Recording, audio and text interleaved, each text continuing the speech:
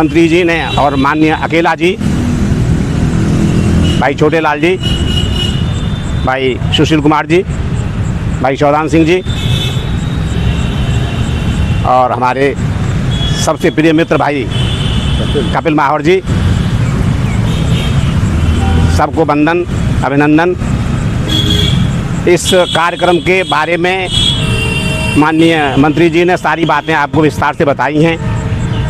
मैं तो केवल ये बताना चाहता हूँ, किसी ने कहा है कि अकेला चना बाहर नहीं फोड़ सकता, लेकिन मेरा ये कहना है कि अकेला चना बाहर तो नहीं फोड़ सकता, लेकिन सही बैठ जाए तो भड़बूजे के आँख जरूर फोड़ सकता है। तो ये वही चने बैठे हैं यहाँ, लोहा गर्म है, केवल थोड़ी सी चोट मारने की आवश्यकता है। क्यों कि हमारा BTMC एक्ट 1949 जो संविधान के विरोध में जा रहा है, तो न्याय मिलने की तो हमें पूरी उम्मीद है ना। संविधान को कहाँ ले जाएंगे?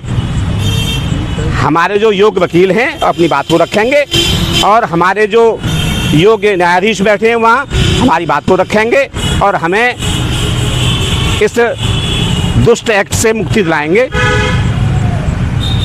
जो 49 में बना था, 50 में संविधान लागू हुआ है, तो जब शून्य हो गया तो उसकी क्या अहमियत रह गई? तथागत गौतम बुद्ध की ज्ञानस्थली महाबोधि महाविहार में स्थित टेम्पल पर जो शासन प्रशासन द्वारा किया गया है, कब्जा किया गया है, ऐसे शासन प्रशासन को हम इस आंदोलन, इस धरना के माध्यम से उसे मुक्त कराना चाहते हैं।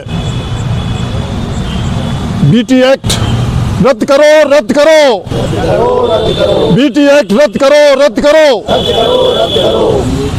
आज जैसा कि माननीय मंत्री जी ने बताया है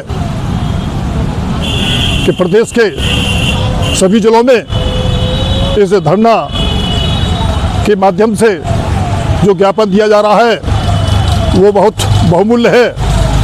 हमें खुद जागरूक होकर और समाज को जागरूक होकर ऐसे धरना प्रदर्शनों में आगे बढ़कर भागीदारी करनी चाहिए, क्योंकि आज देश और प्रदेश की ये व्यवस्थाएं हैं कि जिनसे हम और हमारा समाज शोषण की ओर है। इससे मुक्ति के लिए हमें इसी प्रकार संघर्ष करना चाहिए। इन्हीं बातों के साथ मैं अपनी वाणी को विराम देता हूँ। जय भीम, जय बुद्धाय। साथियों, इस आंदोलन के बारे में तो मंत्री जी ने और लोगों ने बहुत कुछ बता दिया। ज़्यादा लंबा चौड़ा भाषण देने का समय नहीं है। मैं तो एक बात इस 66-67 साल की उम्र में सीखा हूँ कि अगर इंसान को कहीं विकास की तरफ जाना है तो बुद्ध से बढ़कर के कोई दूसरा रास्ता मेरी नज़र में तो नहीं आया। चाहे वो व्यक्तिगत हो, आध्यात्मिक, चाहे वो राजनीतिक हो, चाहे वो धार्मिक हो और चाहे सामाजिक हो। अगर जो बुद्ध के रास्ते को अपना करके आगे चलता है उसे सफलता निश्चित मिलती है, क्योंकि बुद्ध के रास्ते में ईमानदारी होती है, निष्ठा होती है, कर्मठता होती है, सत्यता होती है और ज्ञान होता है। हम जो आज कहीं कमज़ोर दिखाई दे रहे हैं, चाहे वो कोई नेतृत्व हो और चाहे व्यक्तिगत हो, तो उसका कारण यही है कि हमारे अंदर जो बुद्ध ने गुण दिए थे, यानी सत्यता है, कर्मठता है, निष्ठा है, ईमानदारी है, ज्ञान है, उसका कहीं न कहीं अभाव जरूर है। तो आप लोग तो सब समझदार और जानकार बुद्ध को जानने और मानने वाले लोग हैं, आपसे तो कहना ही क्या है। मैं तो ये बातें बहुत वैसी जगह पे कहता हूँ जो अनभिज्ञ हैं, तो आपको तो मैंने केवल ये बता दिया, मैंने अपना मत बताया है कि मेरा मत ऐसा है कि अगर आपको जीवन में विकास के पथ पर चलना है तो बुद्ध का रास्ता अपनाना ही होगा। अगर कोई बुद्ध के रास्ते से अलग चलता है तो आज व्यवस्था ये है कि अगर कोई शिकायत करने वाला हो तो उसके लिए बाबा साहब इंतजाम करके चले गए, वो भारत का संविधान है। अगर कोई बुद्ध के रास्ते से अलग चलता है तो उसके लिए कानून तैयार है, वो अपराधी होगा और उसको दंड मिलेगा ही। से पत्थर पिघलेगा, इस धोखे में मत रहना। बिना लड़े इंसाफ मिलेगा, इस धोखे में मत रहना। भारत के जर्रे जर्रे में अपना अपना हिस्सा है, बुला बुला कर कोई देगा, इस धोखे में मत रहना। भाग्य और भगवान तो प्यारे केवल एक छलावा है, ईश्वर ही कल्याण करेगा, इस धोखे में मत रहना। कहा किसी ने तेरे हाथों में धन दौलत की रेखा है, छप्पर फाड़ कर धन बरसेगा, इस धोखे में मत रहना। शिक्षित और संगठित होकर खुद पर तुम विश्वास करो और कोई संघर्ष करेगा, इस धोखे में मत रहना। संविधान की रक्षा करना सबकी जिम्मेदारी है, कोई और बेड़ा पार करेगा, इस धोखे में मत रहना। बिना लड़े इंसाफ मिलेगा, इस धोखे में मत रहना। फिर अम्बेडकर पैदा होंगे, इस धोखे में मत रहना। तो साथियों, हमें इस तरह से एक रहना है और डॉक्टर भीमराव अम्बेडकर भारत रत्न और हमारी एकता। जय हिंद, जय भारत। जय भीम, नमो बुद्धाय। सबसे पहले मैं ये कहना चाहता हूँ, अभी हम लोग आपस में एक दूसरे भी कह रहे हैं कि हम कमज़ोर हैं। हम कमज़ोर नहीं हैं। कमज़ोर लोगों ने हमें समझ रखा है। अगर कमज़ोर होते, बाबा साहब की देखो आज बिल्कुल ठीक सामने आपकी अगर मूर्ति का फ़ोटो कहाँ लगा रखा है। अगर हम लोग कमज़ोर होते तो हमारे बाबा साहब वहाँ नहीं लगे होते। आप अपने आप को कमज़ोर न समझें। और ये सभाएँ छोटी छोटी जो आज हम यहाँ कर रहे हैं, ये थोड़ा देहात में निकल के करेंगे तो लोग जागरूक होंगे। थोड़ा राजनीति के बारे में मत जाना। एक छोटा शब्द कहना चाहता हूँ, बीजेपी वाले आरएसएस का भी बताया करते थे, संसद में 2 लोग हुआ करते थे और आज वो 240 पे पहुँच गए। तो हम तो इतने लोग हैं। आप प्रयास तो करके देखो, अगर एक एक ने 2-2 लोग भी जोड़े तो कितने लोग हो जाएंगे हम लोग। आज यहाँ की जगह क्षेत्र में जाकर के तो देखें। और आज हम कमज़ोर नहीं हैं, इससे कमज़ोर कहे ना कोई कमज़ोर नहीं, कमज़ोर हैं हम इनको जवाब देने लायक आज बाबा साहब ने बनाया है कि आज बाबा साहब हमारे इन लोगों के बिल्कुल बराबर बैठे हुए, इनसे ऊपर थे लेकिन कम से कम ये नीचा समझते थे, कम से कम आज इन्होंने बराबर पर लाने का काम किया है। बस यही बात कहकर के अपनी वाणी को समाप्त करता हूँ। जय। मेरे साथ हैं पूर्व राज्य मंत्री डॉक्टर राजा रमन आनंद। सर, ये जो आज का ज्ञापन है तो ये क्या मैटर है? हाँ, ये आज राष्ट्रीय बौद्ध महासभा के तत्वाधान में हम लोग यहाँ अलीगढ़ राष्ट्रीय बौद्ध महासभा इकाई की तरफ से ज्ञापन देने जा रहे हैं। और खुशी की बात है कि पूरे आगरा मंडल में हर ज़िले में ये ज्ञापन दिया जा रहा है और पूरे प्रदेश के लगभग 44 ज़िलों की मेरे पास रिपोर्ट है कि वहाँ इसी तरह से ज्ञापन उत्तर प्रदेश में दिए जाएंगे।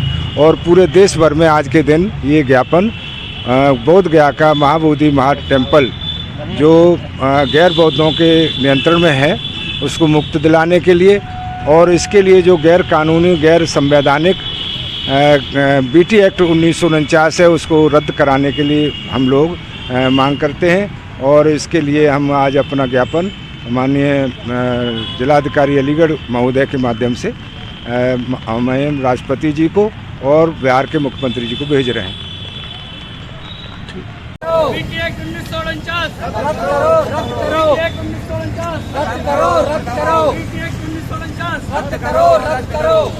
इकट्ठे हो लो। मानव मानव एक समान और धर्म की क्या पहचान? मानव मानव एक समान। बीटी एक्ट 1949 रद्द करो, रद्द करो। बीटी एक्ट 1949 रद्द करो, रद्द करो। बीटी एक्ट 1949 रद्द करो भाई, रद्द करो। बीटी एक्ट 1949 रद्द करो भाई, रद्द करो। में महामहिम राष्ट्रपति महोदया जी, राष्ट्रपति भवन दिल्ली और माननीय नीतीश कुमार मुख्यमंत्री बिहार सरकार द्वारा जिलाधिकारी महोदय अलीगढ़ यूपी। विषय है बीटी एक्ट 1949 को निरस्त करके महाबोधि महाविहार जो बोध गया में है उसका प्रबंधन गैर बौद्धों से मुक्त कर पूर्णतः बौद्धों को सौंपने का ज्ञापन पत्र। महोदय, विनम्र अनुरोध है कि दुनिया को करुणा, मैत्री, शांति, अहिंसा एवं मानवता का संदेश देने वाले महाकारुण्य तथागत गौतम बुद्ध को बोध गया में पवित्र पीपल वृक्ष के नीचे हजारों वर्ष पूर्व ज्ञान प्राप्त हुआ था। उक्त पवित्र स्थल पवित्र एवं गौरवशाली स्थान पर बोध गया में विश्व के महान बौद्ध सम्राट अशोक द्वारा महाबोधि महाविहार का निर्माण कराया गया था। महाबोधि महाविहार यूनेस्को की विश्व धरोहर सूची में भी सम्मिलित है। विश्व के बौद्धों का सबसे प्रमुख केंद्र महाबोधि महाविहार देश विदेश के करोड़ों अरबों बौद्ध अनुयायियों की श्रद्धा का केंद्र है। उन सभी की भावनाएं महाबोधि महाविहार से जुड़ी हुई हैं। महाबोधि महाविहार स्थल पर देश विदेश के करोड़ों श्रद्धालु नियमित आकर तथागत बुद्ध एवं पवित्र पीपल वृक्ष के दर्शन कर प्रेरणा प्राप्त करते हैं। विश्व में सभी धर्मों के धार्मिक स्थलों का प्रबंधन उनके अनुयायियों द्वारा ही किया जाता है। भारत देश में भी हिंदू मुस्लिम सिख ईसाई आदि अनुयायियों को उनके धार्मिक स्थलों का उनके अनुयायियों द्वारा ही प्रबंध करने का अधिकार है। लेकिन भारतीय संविधान लागू होने के पूर्व के बोध गया मंदिर अधिनियम BT एक्ट 1949 के तहत महाबोधि महाविहार का प्रबंधन मुख्यतः गैर बौद्धों द्वारा ही किया जा रहा है, जो कि पूर्णतः अनुचित एवं असंवैधानिक है। भारतीय संविधान के धार्मिक स्वतंत्रता संबंधी मौलिक अधिकार अनुच्छेद 25 से 28 तक में भारत के सभी नागरिकों को उनके धर्म का पालन, आचरण, प्रचार, प्रबंधन करने और धार्मिक संस्थाओं की स्थापना की स्वतंत्रता देता है। गैर बौद्धों द्वारा महाबोधि महाविहार प्रबंधन करने के कारण तथागत बुद्ध के मानवतावादी वैज्ञानिक दर्शन के अनुरूप महाबोधि महाविहार का प्रबंध नहीं हो पा रहा है। क्यों महाबोधि महाविहार का प्रबंधन गैर बौद्धों द्वारा किए जाने से उक्त पवित्र स्थल का मूल स्वरूप प्रभावित हो रहा है। शांति दूत के इस स्थल पर शांति भी भंग हो रही है। महाबोधि महाविहार का प्रबंधन पूर्णतः बौद्धों को सौंपने हेतु लंबे अरसे से देश विदेश के करोड़ों बौद्ध अनुयायियों द्वारा मांग की जा रही है। 12 फरवरी 2025 से बोध गया में बौद्ध धम्म गुरुओं, बौद्ध अनुयायियों एवं अम्बेडकरवादी संगठनों द्वारा महाबोधि महाविहार का प्रबंधन गैर बौद्धों से पूर्णतः मुक्त कर बौद्धों को सौंपने हेतु विभिन्न स्थानों पर ज्ञापन, धरना, सम्मेलन, रैलियां आदि की मांग की जा रही है। लेकिन बौद्धों एवं अम्बेडकरवादी अनुयायियों की न्यायोचित मांग को न मानकर पूर्णतः बौद्ध धम्म गुरुओं के प्रति बिहार सरकार एवं प्रशासन द्वारा अनुचित व्यवहार भी किया जा रहा है। राष्ट्रीय बौद्ध महासभा द्वारा न्यायोचित मांग हेतु आंदोलन में आरंभ से ही सहभागिता की गई है। बोध गया में देश के लाखों अनुयायियों द्वारा धरना स्थल पर पहुंचकर धरना प्रदर्शन में सहभागिता की गई है। राष्ट्रीय बौद्ध महासभा द्वारा 10 मार्च 2025 को देश के विभिन्न जिला मुख्यालयों पर धरना प्रदर्शन ज्ञापन दिए गए थे। विगत दिनों में देश के विभिन्न स्थानों पर विशाल सभाएं कर महाबोधि महाविहार को गैर बौद्धों से मुक्त कराने की मांग की गई है। अतः अनुरोध है कि देश विदेश के करोड़ों अरबों बौद्ध एवं डॉक्टर अम्बेडकर वादियों अनुयायियों की भावनाओं का आदर करते हुए पूर्णतः न्यायोचित मांग BTMC एक्ट 1949 निरस्त कर महाबोधि महाविहार बोध गया का प्रबंधन पूर्णतः बौद्धों को सौंपने हेतु शीघ्र आवश्यक कार्रवाई कराने का कष्ट करें। हम समस्त भारतवासी आपके सदैव आभारी रहेंगे। ये हस्ताक्षर हैं सर, और यहाँ हमारे जिला अध्यक्ष हैं राजवीर सिंह। ये नया लड़का है तो बेचारा छुप जाता है अधिकारियों को देख कर, जैसे मालूम नहीं कैसे।